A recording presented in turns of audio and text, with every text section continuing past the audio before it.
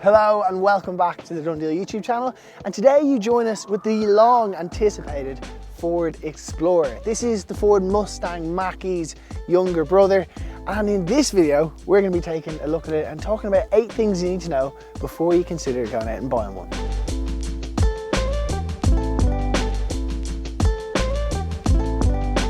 First things first is prices, and according to Ford Ireland's website they start at about €43,500. However, that doesn't include delivery charges like a lot of Irish manufacturers, but it also doesn't include a heat pump. And if you're buying an EV in Ireland, ideally you do want a heat pump, particularly if you do plan to sell it on in the future. It will also help with that residual value, and for that it's an additional €1,100. So you're talking for the base spec about €45,000.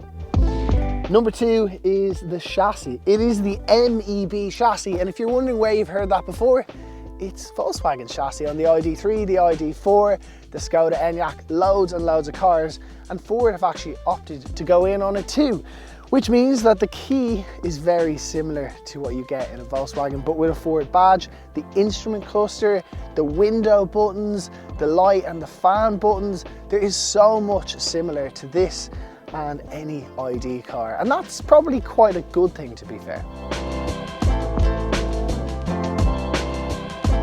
And that kind of ties in well to the range, because as you'd expect, the battery operating this is the same as the ID4, the ID5. So you get a 77 kilowatt hour battery, and that has a WLTP range of up to 602 kilometers. It does drop slightly if you get the higher spec, and we'll get into specs in a moment. In terms of charging, 28 minutes to go from 10 to 80%. It's got 135 kilowatt fast charging. It is really perfect, to be completely honest, and more than enough. If that's actually too much for you, later next year we will be getting the smaller battery, which I think is a 52 kilowatt hour battery. That's going to have about a 380 kilometer range and could be better for someone who's just driving the car a little bit more around town. Next up is specs, or trim lines, specifications, basically the different versions of the Ford Explorer, and as of right now there are 2. Select, which is the opening one, you get some 19-inch alloy wheels, and then you can pay €5,000 to get the upgraded one. It doesn't change anything structurally, however you do get some bigger wheels, a different sound system, and actually if you want to know the nitty-gritty, the best thing you can do is visit your local Ford dealer. So if you hit the link up there, DoneDeal can direct you to your closest dealership. I had to include this in the top 8 because it's something I haven't really seen in many cars. We've seen BYD with the twisty screens, but Ford now have the Sync Move screen. Look at that. It's not only a party piece, but actually a great opportunity to put something in there and hide it away, whether it's something from the kids or if you want to stop people seeing what's actually in the car. So to drive, well, to begin with, to put it in gear, it is very Volkswagen ID.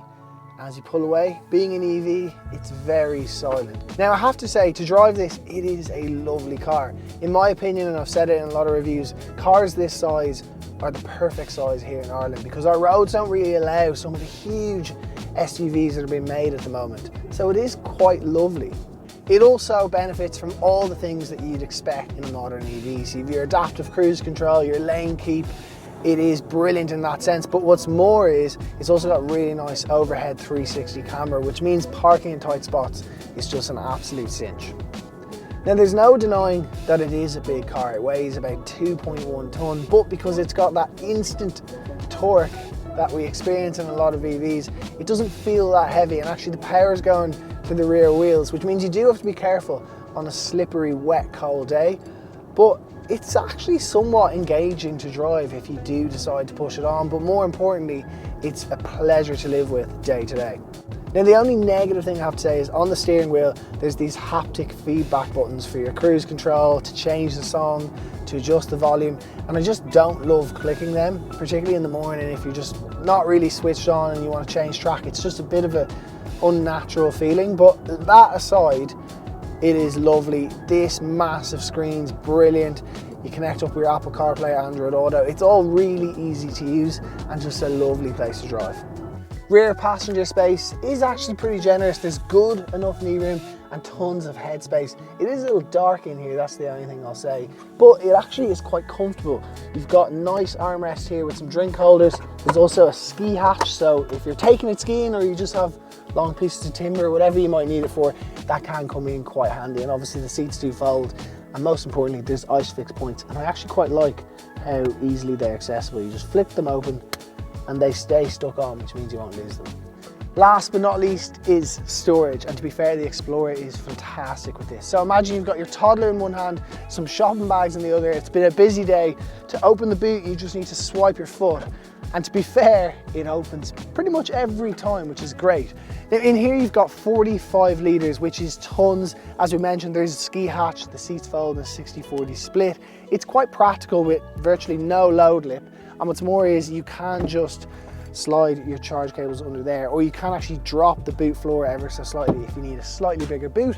So that is quite nice. Unfortunately, there's no front boot like you get in a lot of EVs, which is a bit of a shame, but Ford have been very clever with the space on the inside. So we did mention that you can use that as a little bit of storage and actually hide things away.